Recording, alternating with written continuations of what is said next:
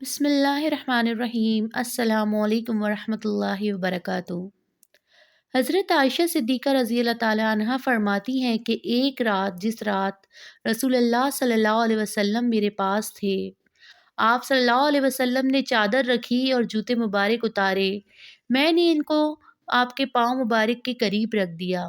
آپ صلی اللہ علیہ وسلم کروٹ کے بل لیٹ گئے، بس آپ اتنی ہی دیر لیٹے ہوں گے کہ جتنی میں دیر آپ نے یہ گمان کیا ہوگا کہ میں سو گئی ہوں، آپ نے یہ خیال فرمایا کہ میں سو گئی ہوں۔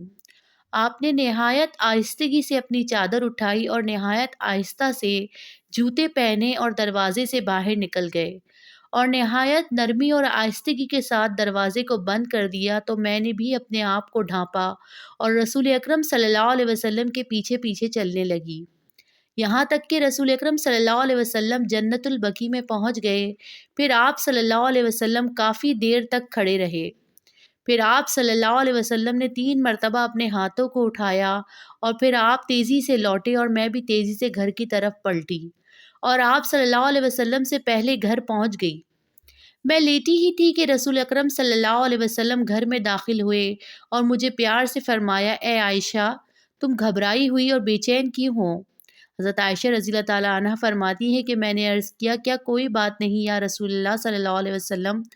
آپ نے فرمایا کہ تم مجھے بتاتی ہو یا لطیف و خبیر ذات مجھے خبر دے۔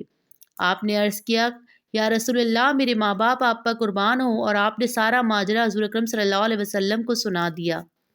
آپ صلی اللہ علیہ وسلم نے فرمایا کہ وہ سایہ تمہارا ہی تھا جو میں نے اپنے آگے دیکھا تھا۔ میں نے عرض کیا، جی ہاں، چنانچہ آپ نے مجھے پیار سے مکہ مارا جس سے مجھے تھوڑی سی تکلیف محسوس ہوئی، اور پھر فرمایا، کیا تم یہ گمان کرتی ہو کہ اللہ اور اس کا رسول تمہارے ساتھ کوئی ناانصافی کریں گے؟ حضرت عائشہ صدیقہ رضی اللہ تعالیٰ نے عرض کیا کہ لوگ جتنا بھی کسی بات کو چھپا لیں لیکن اللہ تعالیٰ اس بات کو جانتا ہے۔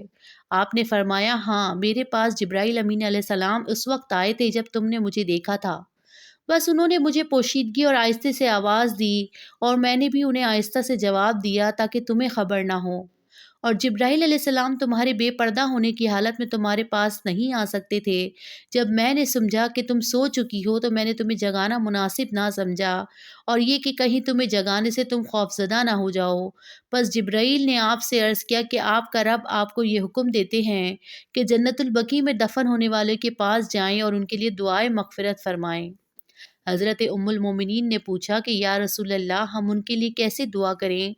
آپ نے فرمایا، تم یوں کہو، السلام علی اہل الدیار من المؤمنین والمسلمین ویرحم اللہ المستقدمین منا والمستاخرین وانا انشاء اللہ للاحقون۔ سلامتی نازل ہو مومن اور مسلمان مردوں اور عورتوں پر جو ان گھروں میں رہتے ہیں، یعنی قبروں میں دفن ہیں، اور اللہ تعالیٰ رحم فرمائے ہم میں سے ان لوگوں پر جو موت میں ہم سے سبقت لے گئے ہیں، اور ان پر بھی جو ان کے پیچھے رہ گئے ہیں یعنی زندہ ہیں، اور بے شک ہم ایک دن انشاءاللہ تم سے ملنے والے ہیں، یعنی ہم بھی موت کا ذائقہ چکھیں گے۔